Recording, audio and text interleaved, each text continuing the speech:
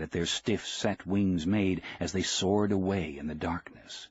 He was very fond of flying fish, as they were his principal friends on the ocean.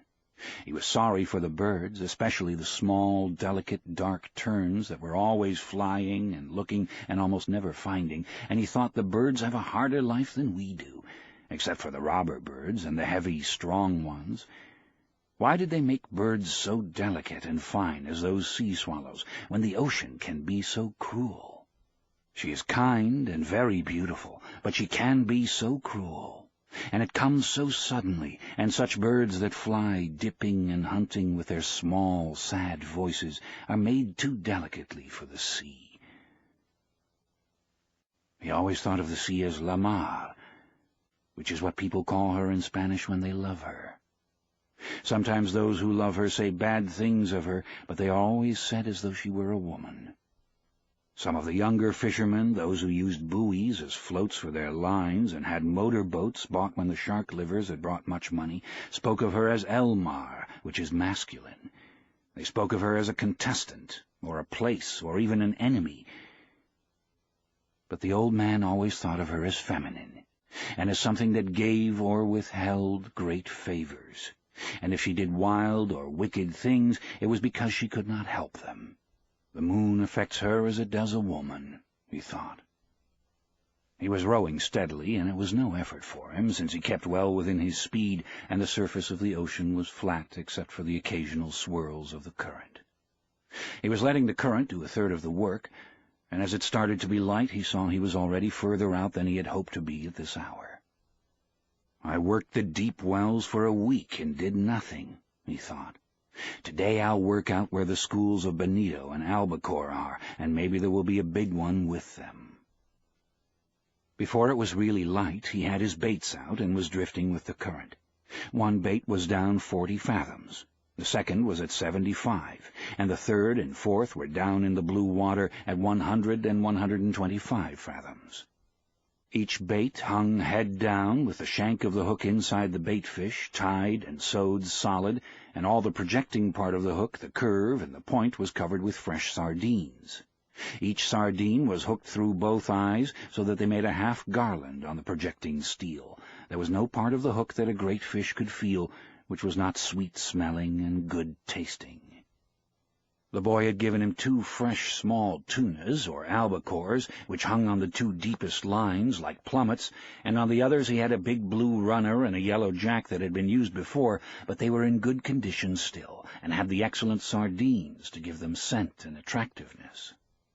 Each line, as thick around as a big pencil, was looped onto a green sapped stick, so that any pull or touch on the bait would make the stick dip, and each line had 2 40-fathom coils, which could be made fast to the other spare coils, so that if it were necessary, a fish could take out over 300 fathoms of line. Now the man watched the dip of the 3 sticks over the side of the skiff, and rowed gently to keep the line straight up and down and at their proper depths. It was quite light, and any moment now the sun would rise. The sun rose thinly from the sea, and the old man could see the other boats, low on the water and well in toward the shore, spread out across the current. Then the sun was brighter, and the glare came on the water, and then, as it rose clear, the flat sea sent it back at his eyes, so that it hurt sharply, and he rowed without looking into it. He looked down into the water, and watched the lines that went straight down into the dark of the water. He kept them straighter than anyone did, so that at each level in the darkness of the stream there would be a bait waiting exactly where he wished it to be for any fish that swam there. Others let them drift with the current, and sometimes they were at 60 fathoms when the fishermen thought they were at 100. But, he thought, I keep them with precision.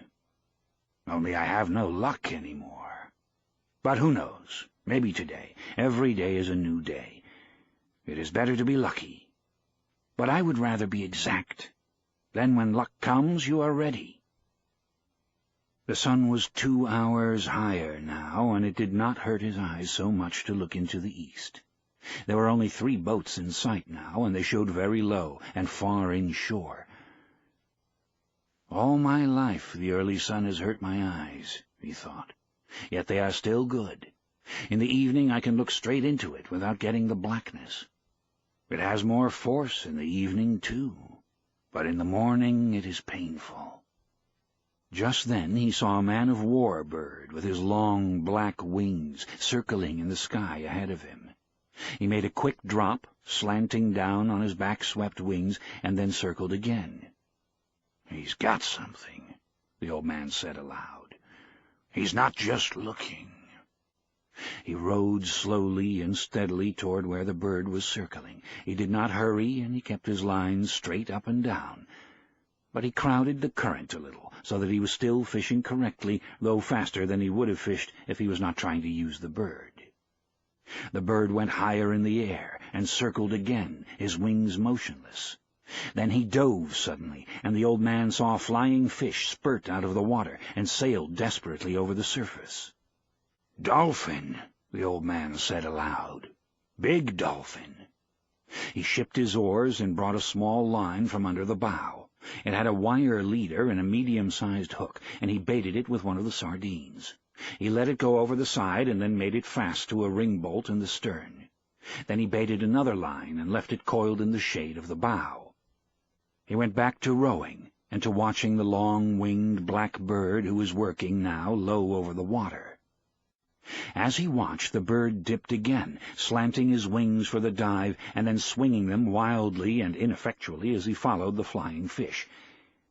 The old man could see the slight bulge in the water that the big dolphin raised as they followed the escaping fish. The dolphin were cutting through the water below the flight of the fish and would be in the water, driving at speed when the fish dropped. "It is a big school of dolphin," he thought. "They are widespread, and the flying fish have little chance. The bird has no chance. The flying fish are too big for him, and they go too fast." He watched the flying fish burst out again and again, and the ineffectual movements of the bird. "That school has gotten away from me," he thought.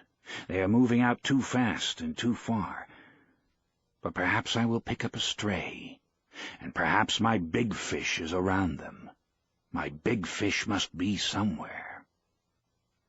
The clouds over the land now rose like mountains, and the coast was only a long green line with the gray-blue hills behind it. The water was a dark blue now, so dark that it was almost purple. As he looked down into it, he saw the red sifting of the plankton in the dark water, and the strange light the sun made now. He watched his lines to see them go straight down, out of sight, into the water, and he was happy to see so much plankton because it meant fish. The strange light the sun made in the water, now that the sun was higher, meant good weather, and so did the shape of the clouds over the land.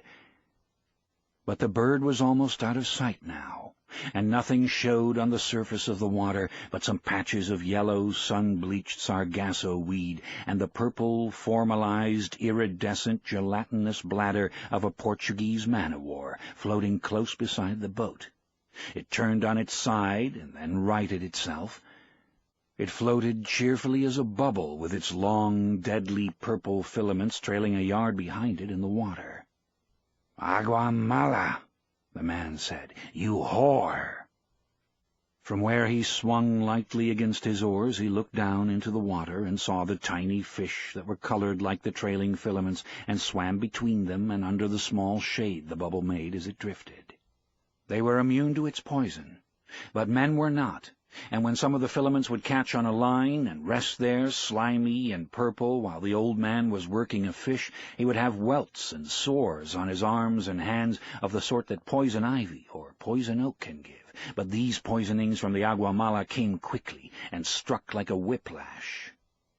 The iridescent bubbles were beautiful, but they were the falsest thing in the sea, and the old man loved to see the big sea turtles eating them.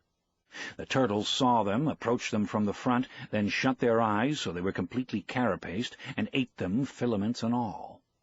The old man loved to see the turtles eat them, and he loved to walk on them on the beach after a storm, and hear them pop when he stepped on them with the horny soles of his feet.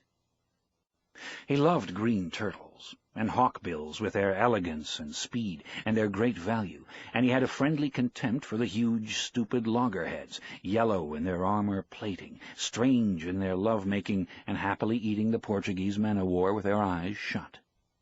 He had no mysticism about turtles, although he had gone in turtle boats for many years. He was sorry for them all, even the great trunkbacks that were as long as the skiff and weighed a ton. Most people are heartless about turtles because a turtle's heart will beat for hours after he has been cut up and butchered. But the old man thought, I have such a heart too, and my feet and hands are like theirs. He ate the white eggs to give himself strength. He ate them all through May, to be strong in September and October for the truly big fish. He also drank a cup of shark liver oil each day from the big drum in the shack where many of the fishermen kept their gear. It was there for all fishermen who wanted it. Most fishermen hated the taste, but it was no worse than getting up at the hours that they rose, and it was very good against all colds and grips, and it was good for the eyes. Now the old man looked up and saw that the bird was circling again. "He's found fish," he said aloud. No flying fish broke the surface, and there was no scattering of bait fish. But as the old man watched, a small tuna rose in the air, turned, and dropped head first into the water. The tuna shone silver in the sun, and after he had dropped back into the water, another and another rose, and they were jumping in all directions, churning the water and leaping in long jumps after the bait. They were circling it and driving it. "If they don't travel too fast, I will get into them," the old man thought, and he watched the school working the water white, and the bird now dropping and dipping into the bait fish that were forced to the surface in their panic.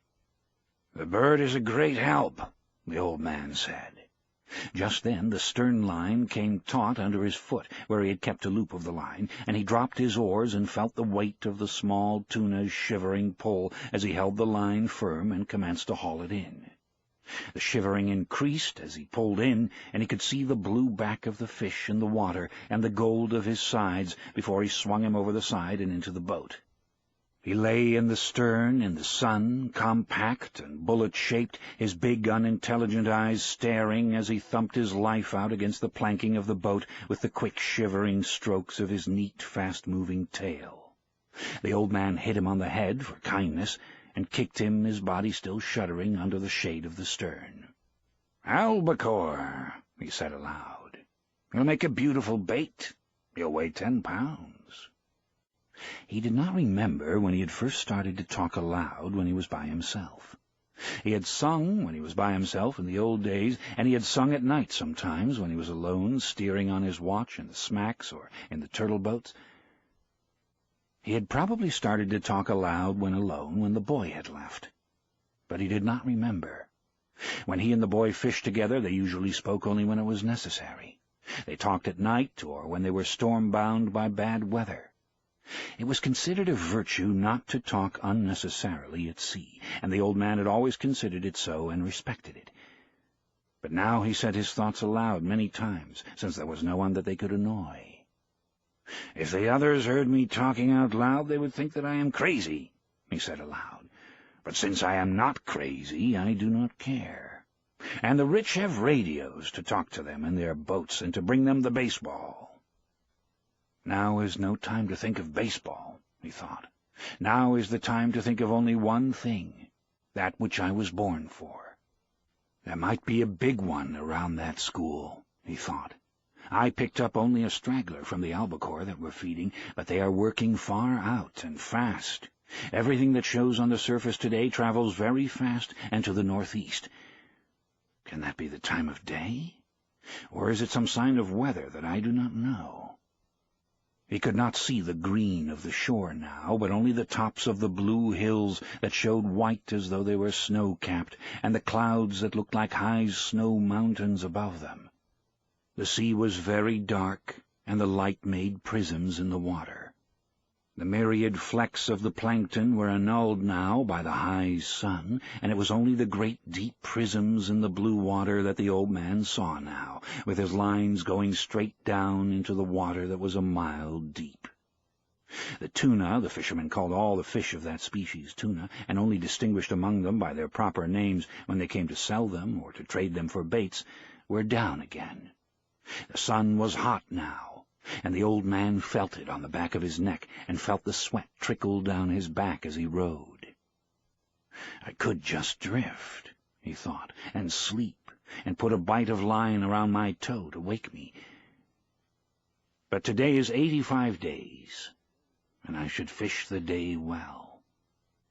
Just then, watching his lines, he saw one of the projecting green sticks dip sharply. "Yes," he said, "yes," and shipped his oars without bumping the boat. He reached out for the line and held it softly between the thumb and forefinger of his right hand. He felt no strain nor weight, and he held the line lightly. Then it came again. This time it was a tentative pull, not solid nor heavy, and he knew exactly what it was. 100 fathoms down, a marlin was eating the sardines that covered the point and the shank of the hook where the hand-forged hook projected from the head of the small tuna. The old man held the line delicately and softly with his left hand unleashed it from the stick. Now he could let it run through his fingers without the fish feeling any tension. This far out, he must be huge in this month, he thought. Eat them, fish. Eat them. Please eat them. How fresh they are, and you down there 600 feet in that cold water in the dark. Make another turn in the dark and come back and eat them. He felt the light, delicate pulling, and then a harder pull, when a sardine's head must have been more difficult to break from the hook. Then there was nothing. "Come on," the old man said aloud. "Make another turn. Just smell them. Aren't they lovely? Eat them good now. And then there is the tuna, hard and cold and lovely. Don't be shy, fish. Eat them." He waited with the line between his thumb and his finger, watching it and the other lines at the same time, for the fish might have swum up or down. Then came the same delicate, pulling touch again. "He'll take it," the old man said aloud. "God help him to take it." He did not take it, though. He was gone, and the old man felt nothing. "He can't have gone," he said. "Christ knows he can't have gone. He's making a turn. Maybe he has been hooked before, and he remembers something of it." Then he felt the gentle touch on the line, and he was happy. It was only his turn, he said. He'll take it. He was happy, feeling the gentle pulling. And then he felt something hard and unbelievably heavy. It was the weight of the fish, and he let the line slip down, down, down, unrolling off the first of the 2 reserve coils.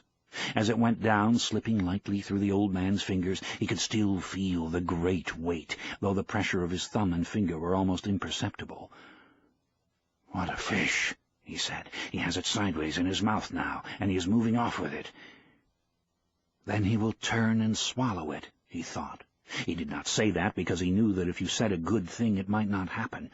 He knew what a huge fish this was, and he thought of him moving away in the darkness with the tuna held crosswise in his mouth.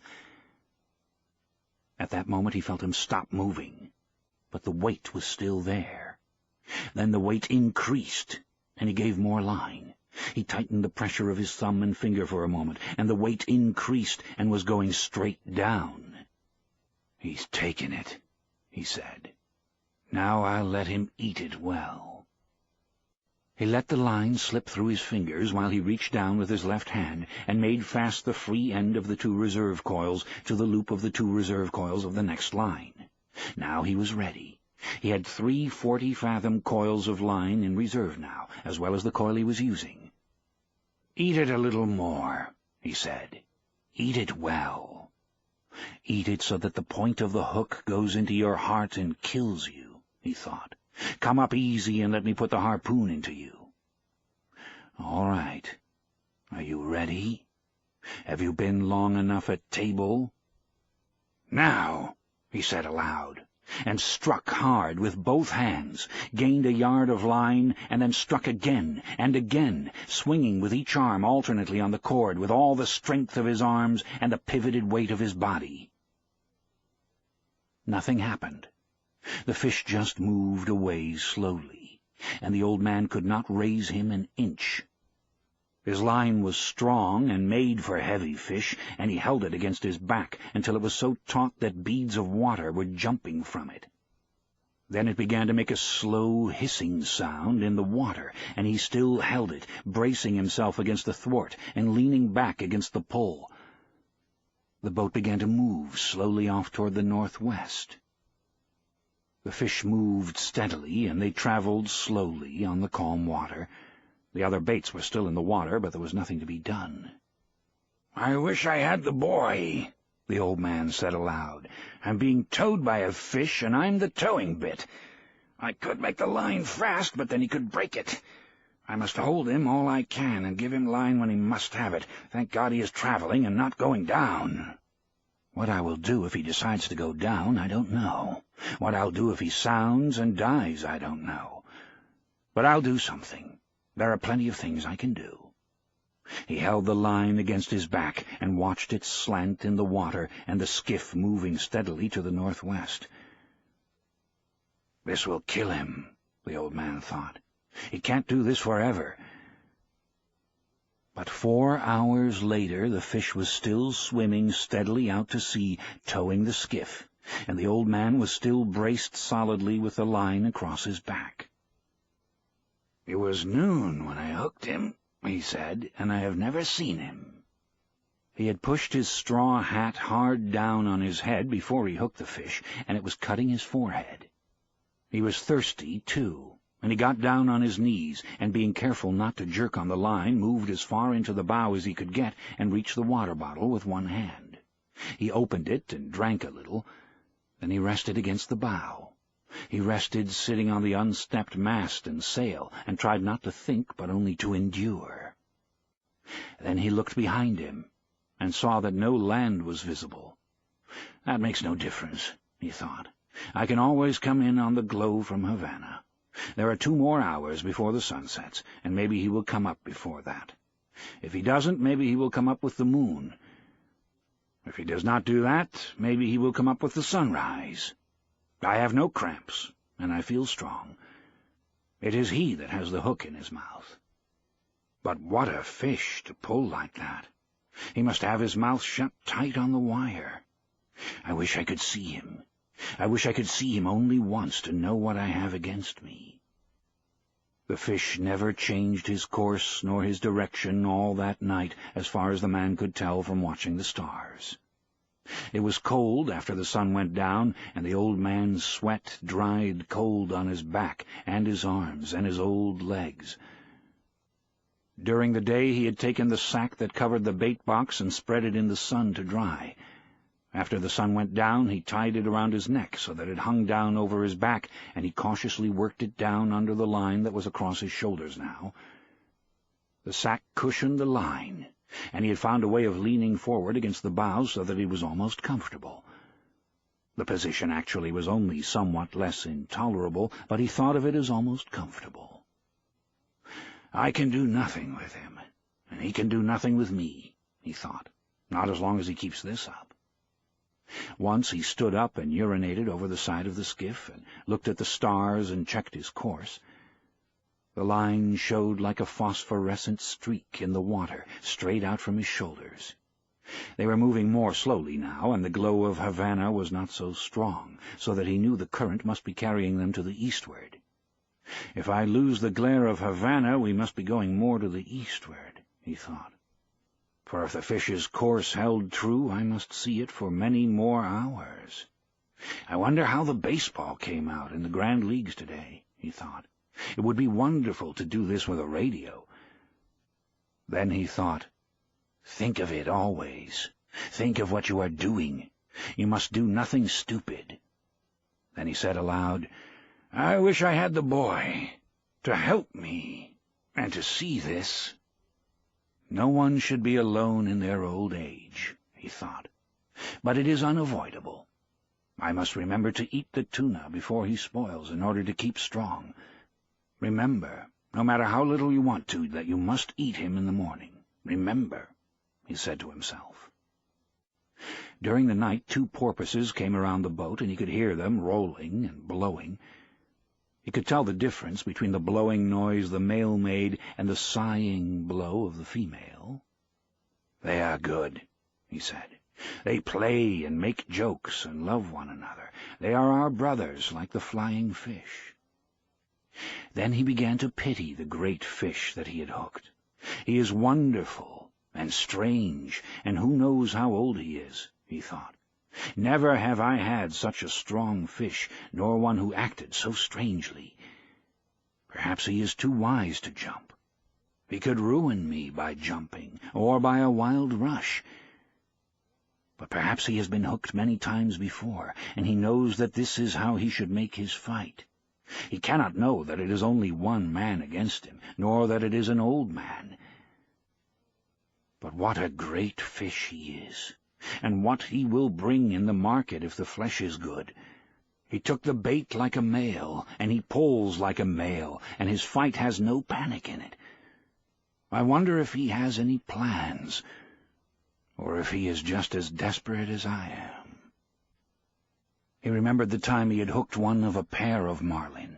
The male fish always let the female fish feed first, and the hooked fish, the female, made a wild, panic-stricken, despairing fight that soon exhausted her, and all the time the male had stayed with her, crossing the line and circling with her on the surface.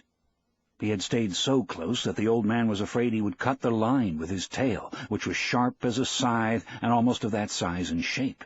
When the old man had gaffed her and clubbed her, holding the rapier bill with its sandpaper edge and clubbing her across the top of her head until her color turned to a color almost like the backing of mirrors, and then, with the boy's aid, hoisted her aboard, the male fish had stayed by the side of the boat.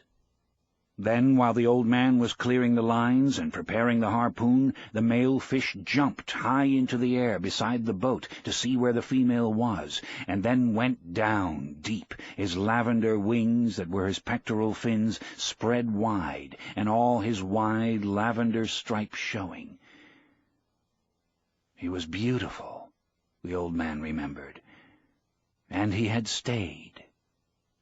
That was the saddest thing I ever saw with them, the old man thought. The boy was sad, too, and we begged her pardon and butchered her promptly. "I wish the boy was here," he said aloud, and settled himself against the rounded planks of the bow and felt the strength of the great fish through the line he held across his shoulders, moving steadily toward whatever he had chosen. When once through my treachery it had been necessary to him to make a choice, the old man thought. His choice had been to stay in the deep, dark water, far out beyond all snares and traps and treacheries. My choice was to go there to find him beyond all people in the world.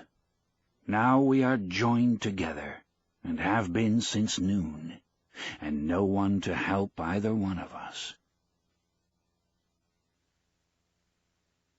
This ends Disc 1.